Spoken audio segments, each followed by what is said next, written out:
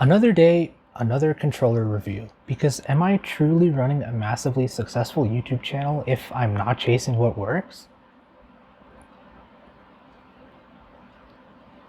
In all seriousness, the relatively new Hall effect controller from 8BitDo piqued my interest. It's got Hall effect sticks as opposed to traditional analog sticks. It's got a couple of back buttons. It includes a wireless charging dock.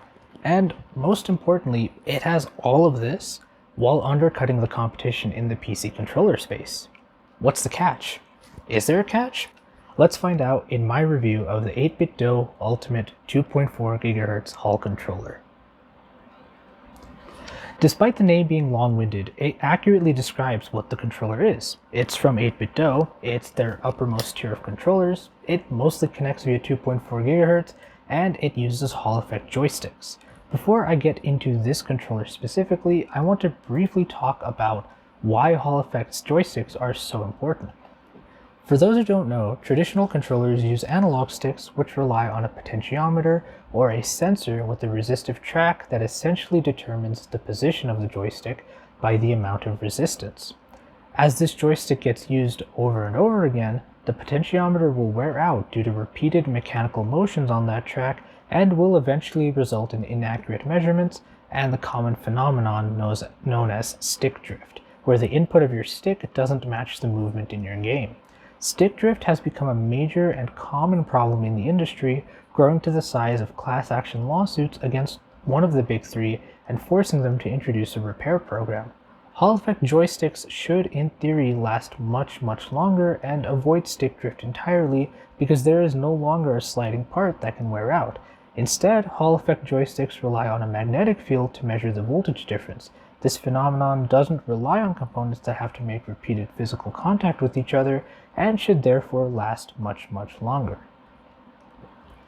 Okay, with that explanation out of the way, let's get back to the 8BitDo Ultimate 2.4 GHz Hall controller, which I'll just call 8BitDo Ultimate for short.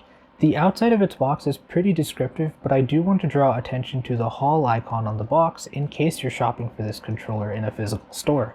8BitDo sells controllers that don't use Hall effect sensors, so make sure to look out for the Hall icon on the box if you specifically want the Hall effect version. After pulling two easy adhesive tabs, the main box slides out and over, revealing the controller and the color-matched charging dock. Underneath the dock is the 2.4 GHz USB receiver. Lastly, there is a manual and a 40-inch USB-A to USB-C cable. Before I get to the controller, I want to briefly address the charging dock because it actually impressed me more than I thought. The charging dock has a USB Type-C port and takes in 5 volts at half an amp. You can power the dock from the wall if you'd like, but you also have the option of connecting the dock to your computer and then connecting the 2.4 GHz USB receiver into the dock's base. That way you can use the controller wirelessly while also keeping the charging dock powered at all times. When you're ready to charge your controller's built-in battery, just plop the controller onto the dock and it'll interface with the dock via pogo pins. I found this process to be very easy and very convenient. Additionally, when you do interface the controller with the dock, say right now it's off, as soon as I pull the controller off the dock, it automatically powers up and is ready to go with it, especially if your dock is already connected to your computer. And then when I put the controller back on the dock, the controller automatically turns off and begins charging. Again, very easy and very convenient. Of course, you don't have to use the dock to charge the controller. The controller has its own Type-C port if you want to charge it that way or use it in a wired form. Next to the charge port is a battery status LED.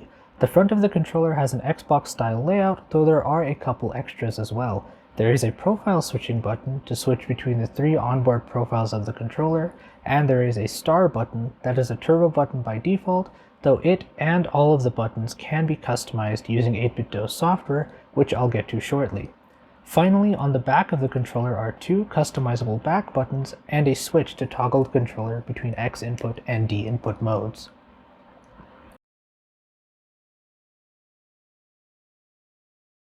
In terms of texture and feel, the controller has a grippy texture that's very similar to the Xbox Series controller and in a similar pattern as well. The analog sticks have a slightly textured finish on the outside, but the tops of the sticks are convex like the DualSense's. I found the buttons to be generally pretty good, but I did have two constant issues. One was the D-pad, which felt mushy to press and wobbled around quite a bit compared to other controllers. I didn't play any fighting games in my testing, but I don't think I could recommend this for D-pad heavy games. The second issue is far less major, and that's the placement and tactility of the back buttons.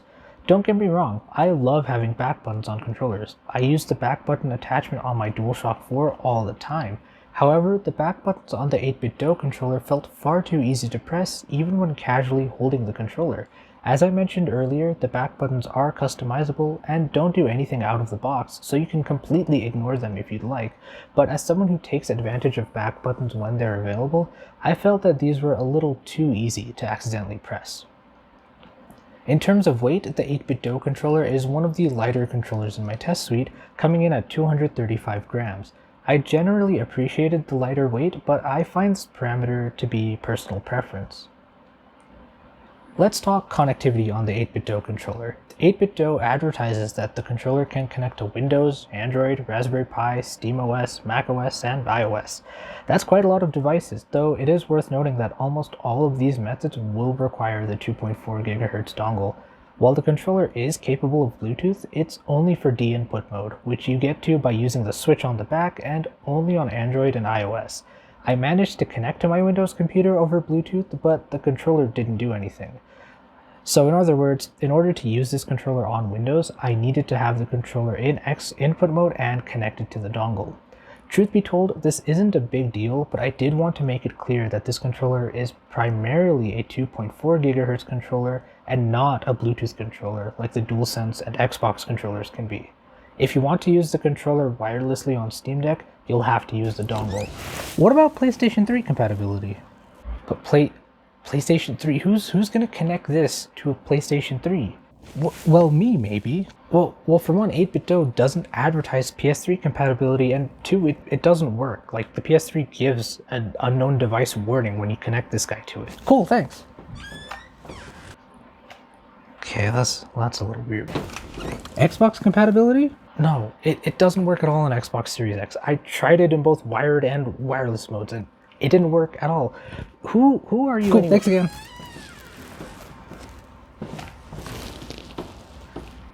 Anyways, once the controller is connected to your computer, you can use it as you would any other X-input device. However, if you want to program the back buttons or remap any of the buttons, you'll need to download the 8BitDo Ultimate software, which is a Windows-only piece of software. I tried launching the Ultimate software on Steam Deck to no avail, as the application wouldn't even launch via Proton. Also, one of 8BitDo's Android applications did not pick this controller up whatsoever on Android, so in order to customize any of the buttons or profiles on this controller, you'll have to be on a Windows PC. Additionally, if you want to update the firmware on the controller or the receiver, you'll need to be on Windows or Mac. No Linux support here either. While the software support is already on par with the Xbox Accessories app and surpasses Sony's minimal support on PC, I think 8BitDo can and should improve the OS compatibility for their software to include at least Steam Deck compatibility. That said, once you are in the Ultimate software, you have quite a few features at your disposal. In the mapping section, you can remap any button to any other button or disable buttons. In the stick section, you can configure the dead zones and directions of the analog sticks and D-pad. In the trigger section, you can configure the sensitivity of the right and left triggers. In vibration, you can configure the intensity of the vibration motors, and finally in macro, you can create your own macros with various button combinations and time delays. I consider this pretty powerful, though I didn't use it much outside of performing combos in Prototype. Let's move on to performance. I measured input lag of the controller by recording the button press in slow motion and counting how many frames elapsed between the button press and the on-screen response on a 240Hz monitor. Please note that this method has tons of room for improvement and should not be considered for absolute measurements, but it does give us good insight on how the controller performs relative to other controllers tested in the same environment. Basically, the lower the controller is on the graph, the better it is. When we normalize the data around the 8BitDo Ultimate's wired results, we can see that it performs quite well. When the 8BitDo controller is in wired mode, the only controllers that are faster than it is the Series X controller when using its Xbox dongle and the GullyKit King Kong 3 Max in wired mode. The 8BitDo Ultimate's wireless results are also respectable, being on par with the Xbox's Bluetooth results and the DualSense's wired results. Overall, a pretty decent showing from 8BitDo. Moving on to battery life, the controller also performed well. In my experience, I charged it on the dock for about an hour 40 minutes, and it lasted a little over 13 hours in gameplay. The title of this video wasn't a lie. Generally speaking, the 8BitDo Ultimate Controller is an excellent choice if you're a PC gamer. The charging dock is easy and convenient to use, the Hall Effect joysticks promise longevity over traditional analog sticks, and the price is only $50. The 8BitDo Ultimate offers greater features and software support than the Xbox Series and the PlayStation DualSense controllers at equal or lesser prices. It's not necessarily the fastest controller, the D-pad does leave a bit to be desired, and it doesn't have Bluetooth connectivity on PC either, but these are compromises that I'm personally willing to accept. With all of that said, I hope you enjoyed this video and found it informative. Please comment with any questions and feedback you may have. Thanks for watching, and I'll see you in the next one. It's got Hall Effect sticks as opposed to traditional analog sticks. It's got a couple back buttons, which is okay. Nope, I'm going off script real bad. Also, what the frick is going on here? PlayStation 3? Who's gonna connect this to the play it? Okay, nope.